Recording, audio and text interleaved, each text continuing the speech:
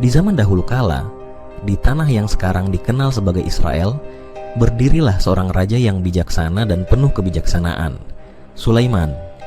Ia adalah putra Raja Daud dan salah satu raja terbesar dalam sejarah Israel. Sulaiman dikenal karena kebijaksanaannya, kekayaannya, dan terutama keberhasilannya membangun sebuah rumah bagi Allah yang agung, Bait Suci, yang dikenal sebagai Temple of Solomon atau Bait Sulaiman. Setelah Daud mengalahkan musuh-musuh Israel dan mendirikan Yerusalem sebagai ibu kota, ia menginginkan untuk membangun sebuah rumah bagi Allah. Namun, Allah berfirman kepada Daud bahwa bukan dia yang akan membangun bait suci, melainkan putranya, Sulaiman. Daud mengumpulkan bahan-bahan yang diperlukan dan membuat persiapan, tetapi kehormatan untuk membangun rumah Allah diberikan kepada Sulaiman. Ketika Sulaiman naik takhta, ia bertekad untuk melaksanakan tugas besar yang diwariskan ayahnya. Ia memohon kepada Allah untuk kebijaksanaan dalam memerintah rakyatnya, dan Allah mengabulkan permintaannya. Dengan kebijaksanaan yang diberikan Allah, Sulaiman memulai proyek besar pembangunan Bait Suci. Sulaiman mengirim utusan ke Raja Hiram dari Tirus, sahabat ayahnya, untuk meminta bantuan. Hiram mengirim kayu aras dan kayu cemara dari Lebanon, serta tukang kayu dan tukang batu yang terampil. Bersama dengan pekerja Israel, mereka memulai pekerjaan besar ini. Ribuan pekerja dikerahkan untuk menebang pohon, memotong batu, dan mengangkut bahan-bahan ke Yerusalem. Pembangunan Bait Suci berlangsung selama 7 tahun. Di tempat yang telah ditentukan di puncak Bukit Moria, batu-batu besar dipahat dan ditempatkan dengan sangat teliti. Kayu-kayu aras yang harum dari Lebanon digunakan untuk dinding dan langit-langit, serta dilapisi dengan emas murni yang berkilauan. Setiap detail diperhatikan dengan seksama, mencerminkan keagungan dan kemuliaan Allah. Bait Suci terdiri dari 3 bagian utama: pelataran luar, ruang suci, dan ruang maha suci. Di pelataran luar, rakyat Israel datang untuk mempersembahkan korban dan beribadah.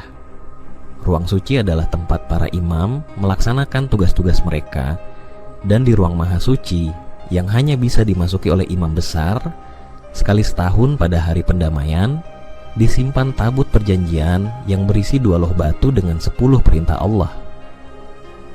Di dalam ruang maha suci, Sulaiman menempatkan 2 patung kerub besar yang dibuat dari kayu zaitun dan dilapisi dengan emas. Patung-patung ini menghadap satu sama lain dengan sayap yang terbuka, menaungi tabut perjanjian. Dinding dan langit-langit ruang ini dihiasi dengan ukiran-ukiran pohon kurma, bunga, dan buah-buahan, semuanya dilapisi emas. Pada saat pembangunan selesai, Sulaiman mengumpulkan seluruh rakyat Israel untuk upacara pentabisan Bait Suci. Tabut perjanjian dibawa masuk dengan khidmat oleh para imam, dan Sulaiman memimpin doa pengudusan. Ia berdoa kepada Allah, memohon agar Bait Suci ini menjadi tempat di mana nama Allah berdiam dan doa-doa rakyat Israel didengar. Ketika Sulaiman selesai berdoa, api turun dari langit dan menghanguskan korban bakaran di atas mezbah. Kemuliaan Allah memenuhi Bait Suci, dan rakyat Israel bersujud dan menyembah, memuji Allah dengan penuh sukacita. Hari itu menjadi momen yang sangat penting dalam sejarah bangsa Israel, sebuah penanda keberhasilan dan berkat yang diberikan Allah kepada mereka. Bait Suci Sulaiman tidak hanya menjadi pusat ibadah, tetapi juga simbol kebesaran dan kemuliaan Allah di tengah-tengah umatnya. Selama bertahun-tahun, Bait Suci menjadi tempat di mana umat Israel datang untuk berdoa, mempersembahkan korban, dan merayakan hari-hari besar keagamaan mereka. Namun, seperti halnya segala sesuatu di dunia ini, Bait Suci Sulaiman mengalami pasang surut. Ketika rakyat Israel menyimpang dari jalan Allah dan menyembah berhala, Allah mengirim nabi-nabi untuk memperingatkan mereka. Pada akhirnya, karena ketidaktaatan dan dosa-dosa mereka, Allah mengizinkan bangsa Babel di bawah Raja Nebukadnezar untuk menaklukkan Yerusalem dan menghancurkan Bait Suci. Meskipun demikian, kenangan akan Bait Suci Sulaiman tetap hidup dalam hati umat Israel. Setelah kembali dari pembuangan di Babel, mereka membangun kembali bait suci, meskipun tidak sebesar dan seindah yang pertama. Janji Allah bahwa Ia akan mengirim Mesias, keturunan Daud, yang akan memulihkan kerajaan Israel, tetap menjadi pengharapan mereka. Begitulah kisah pembuatan bait suci Sulaiman, sebuah proyek besar yang mencerminkan keagungan dan kemuliaan Allah serta kebijaksanaan dan dedikasi Raja Sulaiman. Bait suci ini menjadi simbol kehadiran Allah di tengah-tengah umatnya, mengajarkan kita tentang pentingnya iman, ketaatan, dan pengabdian kepada Tuhan. Selanjutnya nasib kuil Sulaiman dari zaman ke zaman. Pada abad 17 sebelum Masehi, orang-orang Bani Israel ditimpa kelaparan dan kekeringan, sehingga mereka bersama dengan Yakub berhijrah dari Palestina ke Mesir menemui Yusuf al-Salal yang saat itu menjadi menteri di pemerintahan Fir'aun. Pada sekitar abad 13 hingga 14 sebelum Masehi, Allah mengutus Musa kepada mereka dan sedikit dari mereka yang tidak mengimaninya. Dan disinilah dimulai agama Yahudi, sehingga menjadikan mereka bertentangan dengan Fir'aun dan kaumnya. Pertentangan itu menjadikan orang-orang Bani Israel keluar dari Mesir, sebagaimana firman Allah. Artinya, dan ingatlah, ketika kami selamatkan kamu dari Fir'aun dan pengikut-pengikutnya, mereka menimpakan kepadamu siksaan yang seberat-beratnya. Mereka menyembelih anak-anakmu yang laki-laki dan membiarkan hidup anak-anakmu yang perempuan. Dan pada yang demikian, itu terdapat cobaan-cobaan yang besar dari Tuhanmu. Dan ingatlah, ketika kami belah laut untukmu, lalu kami selamatkan kamu dan kami tenggelamkan Fir'aun dan pengikut-pengikutnya sedang kamu sendiri menyaksikan. Quran Surat Al-Baqarah 49 hingga 50. Hijrah tersebut terjadi pada abad 1280 sebelum Masehi pada masa pemerintahan Ramses II. Setelah itu mereka, orang-orang Yahudi, berada di bawah pimpinan Yusa yang menggantikan Musa dan menetap di Kan'an, Palestina. Daud Asas berhasil mendirikan pemerintahannya di Yerusalem pada tahun 990 sebelum Masehi, dan disinilah Daud mendapatkan perintah untuk membangun Baitul Maqdis. Akan tetapi dikarenakan kesibukannya berperang, maka itu semua tidak sempat dilakukannya, sehingga Allah mewahyukan kepadanya agar memerintahkan anaknya yang bernama Sulaiman untuk membangun Baitul Maqdis. Dan di tengah pembangunannya itu, beliau Sulaiman membangun haikal sebagai tempat peribadahan lengkap dengan altar penyembelihan kurbannya. Setelah Sulaiman wafat pada tahun 922 sebelum Masehi, pemerintahan Daud terpecah menjadi dua, kerajaan Israel di sebelah utara dan kerajaan Yahuda di sebelah selatan. Di antara keduanya sering terlibat peperangan panjang hingga masa mereka dihancurkan oleh Buktansar Raja Babilonia pada tahun 587 sebelum Masehi. Pada penyerangan ini terjadi penghancuran terhadap Yerusalem, termasuk terhadap Haikal Sulaiman. Mereka berhasil menawan dan membawa banyak orang-orang Yahudi ke Babilonia dan menetap di sana selama 50 tahun yang dikenal dalam sejarah Yahudi dengan para tawanan orang-orang Babilonia. Ketika Babilonia berhasil ditaklukkan oleh Kirusi Raja Parsia pada tahun 538 sebelum Masehi, maka para tawanan tersebut dibebaskan dan dikembalikan ke Palestina. Akan tetapi mereka tidak memiliki negara, namun tetap berada di bawah kekuasaan Parsia. Di dalam majalah At-Tarikh Al-Arabi disebutkan bahwa setelah orang-orang Bani Israel dipulangkan kembali ke kampung halamannya di Palestina, maka mereka membangun kembali tempat peribadahan mereka yang telah dihancurkan oleh Buktansar. Ketika gemilangnya Parsia telah redup, maka kekuasaan mereka pun jatuh ke tangan Alexander Al-Makduni, sehingga orang-orang Yahudi menampakkan loyalitas, ketundukan, dan penyambutan mereka kepada Alexander Al-Makduni tatkala menguasai Yerusalem tahun 332 sebelum Masehi. Dan sejak saat itu mereka berada di bawah kekuasaan Yunani. Setelah Alexander Al-Makduni wafat, maka kekuasaannya terpecah di antara mereka. Mesir berada di tangan Ptolemeus, sedangkan negara-negara utara diserahkan ke tangan Selekus. Namun pada tahun 190 9 sebelum Masehi, terjadi peperangan antara Ptolemeus dan Seleucus yang kemudian dimenangkan Ptolemeus.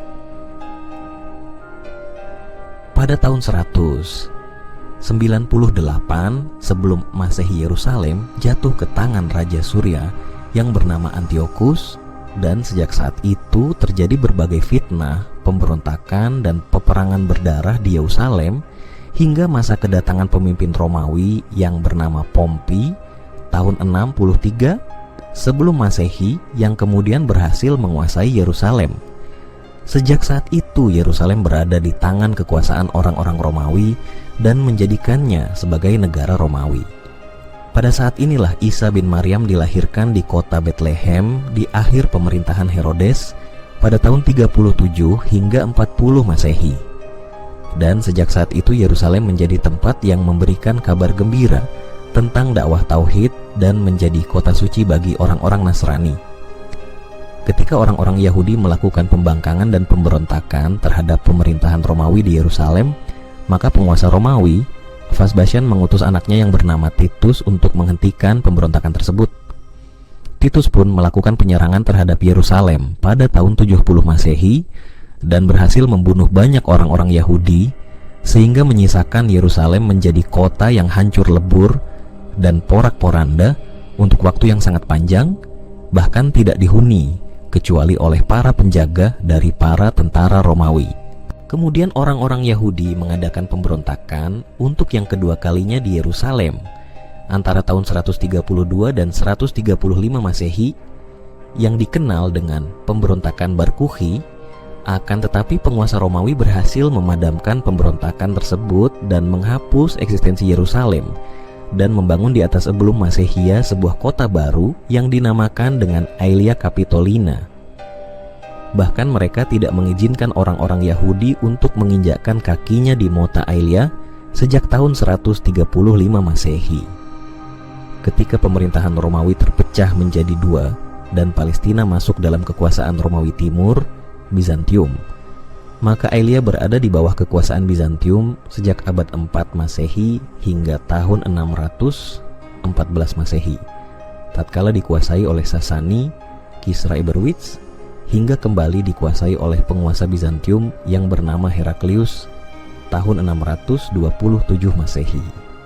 Kekuasaan Heraklius ini tidaklah berlangsung lama, sehingga kaum muslimin berhasil membebaskan kota Aelia pada tahun 636 Masehi pada zaman Umar bin Khattab, dan sejak saat itu kaum muslimin memperbolehkan orang-orang Yahudi untuk kembali ke Al-Quds.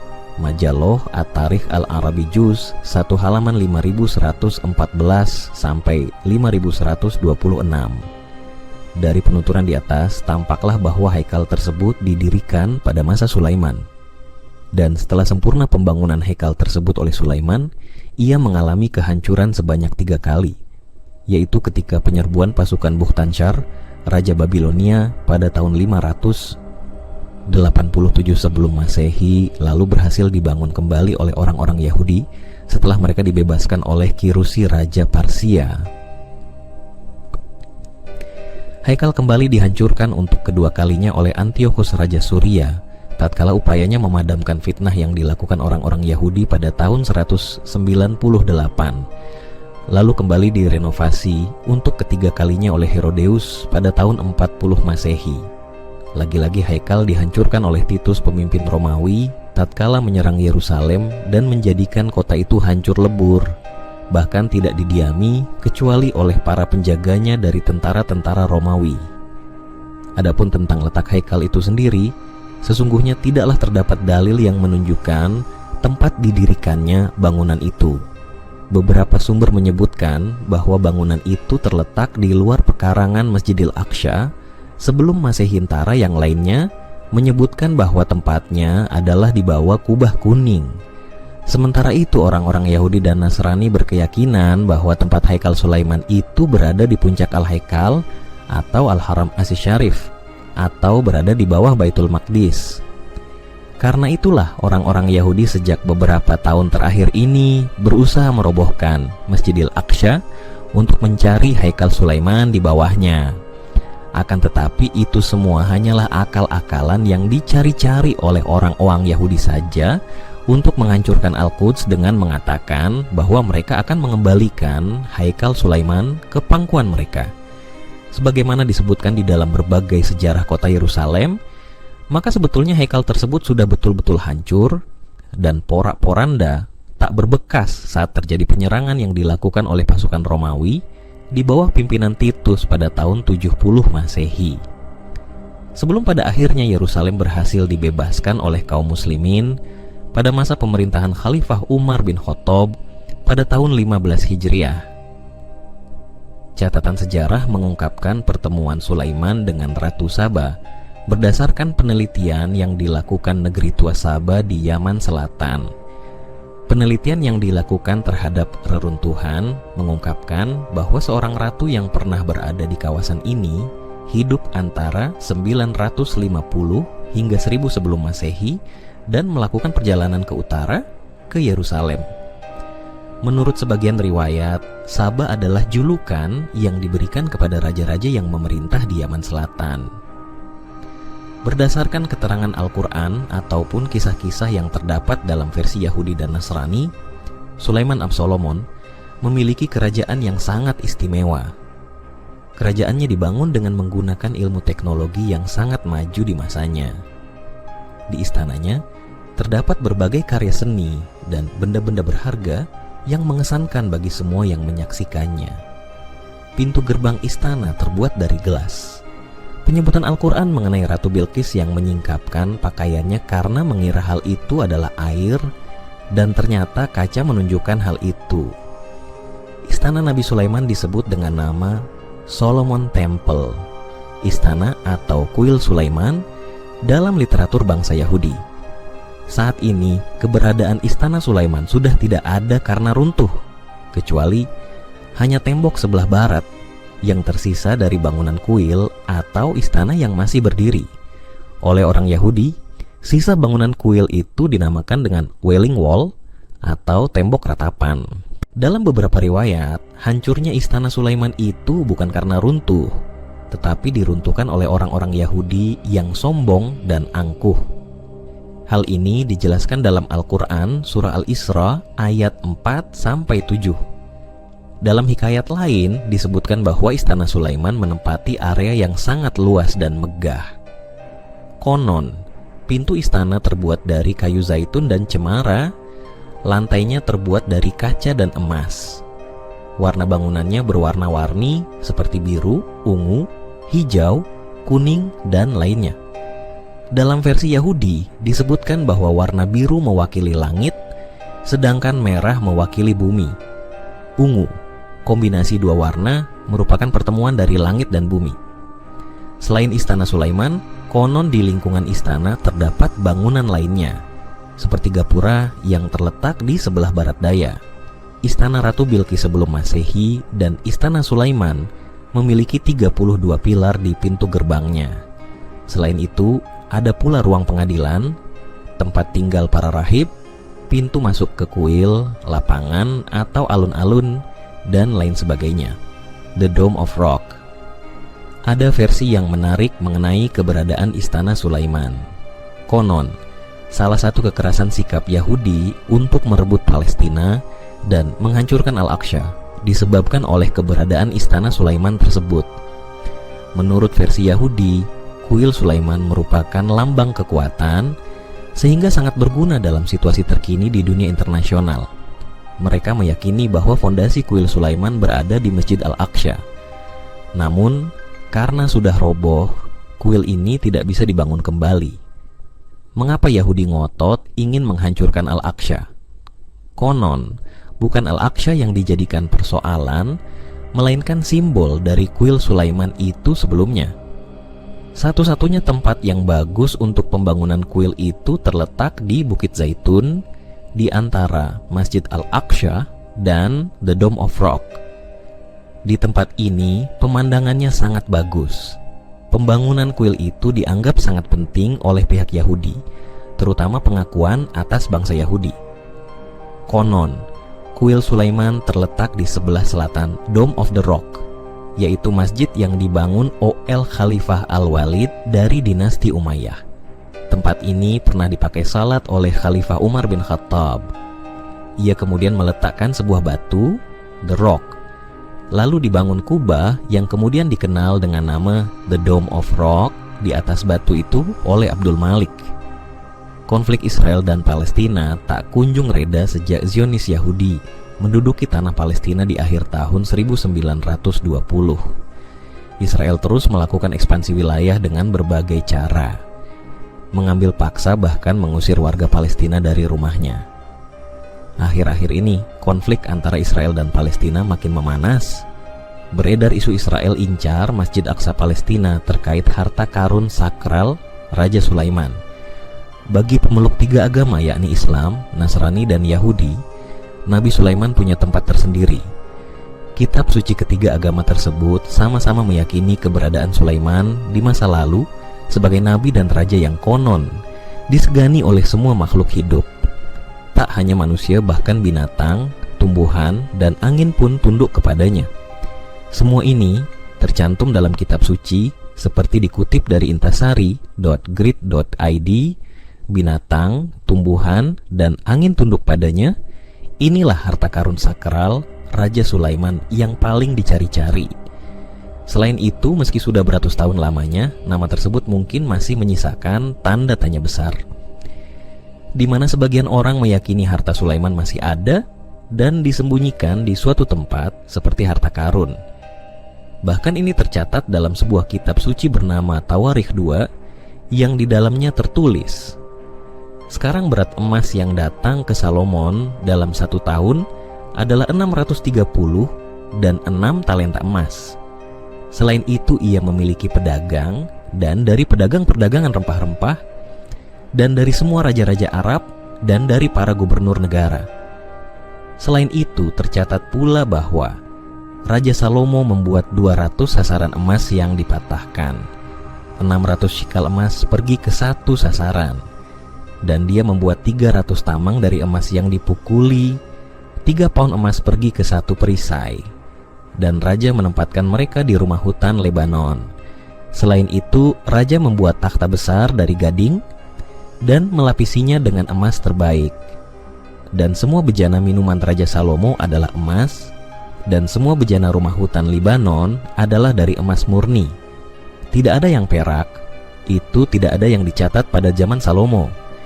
Jadi Raja Salomo melebihi semua raja di bumi untuk kekayaan dan kebijaksanaan. Kekayaan Salomo telah membuat banyak orang percaya bahwa ada harta karun besar yang disembunyikan di suatu tempat dan menunggu untuk ditemukan. Namun, apakah isi dari harta ini agak tidak pasti dan dapat berkisar antara benda-benda emas dan perak hingga ark yang lama didambakan perjanjian. Dalam sebuah teks Ibrani yang disebut Risalah Vesel, yang diterjemahkan ke dalam bahasa Inggris sekitar 2 tahun yang lalu, harta Salomon meliputi tabut perjanjian, tabernakel, alat musik emas, dan jubah imam besar. Objek lain yang mungkin dari harta karun Sulaiman dapat ditemukan dalam banyak legenda yang menyelimuti kisah dari raja ini. Salah satu legenda seperti itu berbicara tentang Salomo yang memiliki cincin meterai di mana nama Allah diukir. Dengan cincin ajaib ini, Solomon mampu memerintahkan iblis untuk melakukan perintahnya. Lalu banyak dugaan di mana beberapa peninggalan dan jejak Sulaiman ada di Yerusalem. Hal ini dilihat dari dinding yang dibangunnya di sekitar Yerusalem. Dekorasi batu dalam bentuk 2 bintang Daud yang saling bertautan yang dikenal oleh umat Muslim dan orang Yahudi sebagai Khatam Sulaiman. Selain itu, diyakini dinding tersebut berfungsi untuk melindungi kota dari roh jahat. Simbol ini telah dikaitkan dengan kekuatan supranatural dan perlindungan sejak zaman kuno. Lalu benda yang paling dicari selain hartanya adalah peninggalannya seperti kuil suci yang menurut rumor kini tengah diincar oleh bangsa Israel dan diyakini tersembunyi di bawah Masjid Al-Aqsa, yang hingga kini kebenarannya tidak dapat dipastikan. Dalam literatur kuno Temple of Solomon atau kuil Sulaiman yang dikenal dengan Haikal Sulaiman juga masih menjadi misteri meski umat Yahudi meyakini keberadaannya di bawah Masjid Al-Aqsa. Sebelumnya pendapat tersebut sudah mendapat banyak bantahan, salah satunya dari Israel Finkelstein, arkeolog dari Universitas Tel Aviv yang tak meyakini keberadaannya di sana.